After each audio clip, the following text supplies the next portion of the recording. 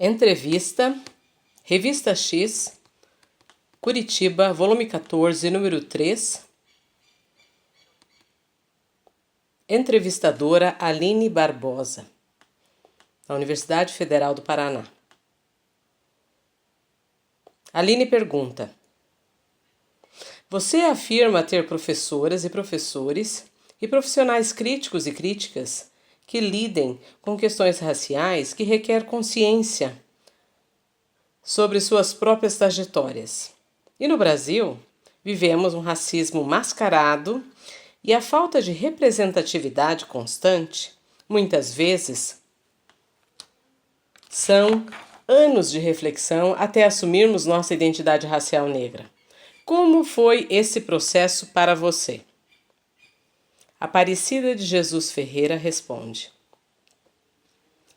o processo de reconhecimento da sua própria identidade racial negra é algo muito complexo no Brasil.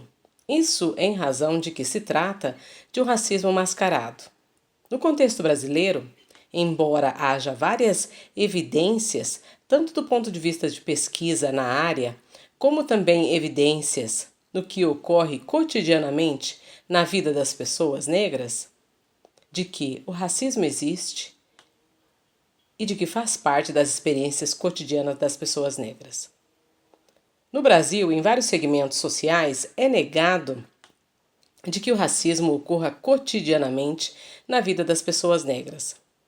Dessa forma, assumir a identidade racial negra depende de vários fatores, desde o conhecimento sobre o tema, a educação recebida na família, que se reconhece como negra e que tenha uma percepção da autoestima e de empoderamento da identidade racial negra.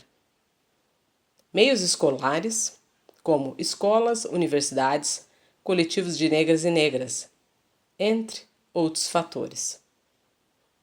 No meu caso, o reconhecimento da minha identidade racial negra ocorreu em casa a partir das experiências de racismo que vi que ocorriam com a minha mãe, no trabalho.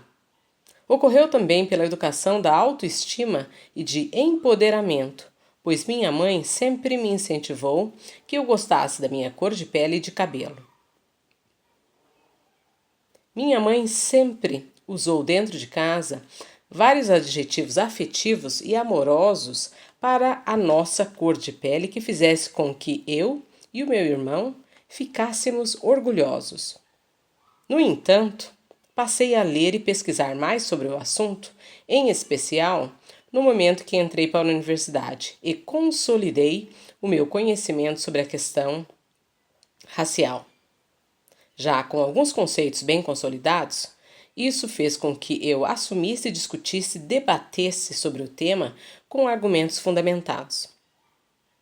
No processo de assumir a minha identidade racial negra, foi muito doloroso e ainda é, na medida em que me exponho e falo abertamente sobre o tema. Nesse sentido, sempre há questionamentos, tentativas de desconstrução e de deslegitimação do que eu digo publicamente acerca do tema em ambientes que não estão esperando que eu vá argumentar e discutir sobre a questão da identidade racial negra. Ou seja, sempre há olhares, posicionamentos dos corpos das pessoas e algumas vezes há aqueles que estão dispostos a ter uma discussão mais acalorada me dizendo: lá vem você de novo, abordando sobre a questão racial. Esses que questionam, discordam, como se eu não pudesse discutir e abordar sobre algo que me afeta cotidianamente, há exemplo de quando entro em uma loja e sou seguida por vendedores, demonstrando uma preocupação de que eu vá roubar algo da loja. Quando vou comprar determinado produto e tentam me vender o mais barato. Quando dão sugestões de como devo usar o meu cabelo. Quando pessoas falam claramente que as minhas tranças deveriam ser substituídas por alisamentos ou mesmo quando falam que eu deveria cortar o meu cabelo. Esses que questionam, discordam, agem como se eu tivesse que me calar sobre quando, por mais exemplos, vou a restaurante ou a um lugar mais sofisticado e há olhares de pessoas que não esperam ver o meu corpo naquele local. Sem contar as inúmeras vezes em que fui dar palestras em lugares que o tema não era sobre a questão racial e as pessoas vinham procurar a palestrante e não conseguiam me ver como uma pessoa que iria ministrar aquela palestra. Por exemplo, lancei recentemente um livro de literatura infantil intitulado As Bonecas Negras de Lara. Então fui convidada para ir a uma escola particular para falar sobre o livro. Ao chegar na escola, a pessoa que veio me atender me perguntou: "O que você quer?" Eu disse: "Eu fui convidada para vir aqui para falar sobre um livro." A pessoa, é claro, não escutou ou não quis escutar o que eu disse e me falou: "Não temos livros aqui." Eu repeti o que disse anteriormente, dessa vez mais alto e pausadamente. Eu fui convidada para vir aqui para falar sobre o meu livro para as crianças desta escola. Então, ela abriu o portão e, com muita má vontade, me levou para falar com outra pessoa na escola.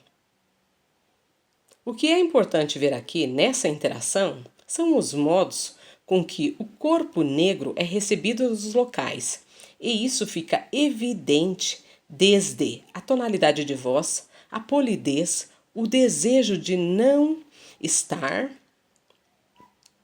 com a pessoa, a boa vontade ou não, e tantas outras maneiras de agir que eu poderia citar aqui que ocorreram naquela escola até o momento final, quando deixei a escola. Falar sobre identidade racial negra e abordar como eu assumi essa identidade exige refletir sobre as experiências que me rodeiam cotidianamente, pois todos os lugares sociais em que circulo e todas as minhas relações sociais são mediadas pela minha cor de pele, pela minha estética, cabelo e as roupas que utilizo. E ainda sobre a minha voz, de como eu falo, sempre assertivamente, sem rodeios e indo direto ao ponto. Ou seja, essas foram as formas como eu assumi e como fui constituída a minha identidade racial de mulher negra.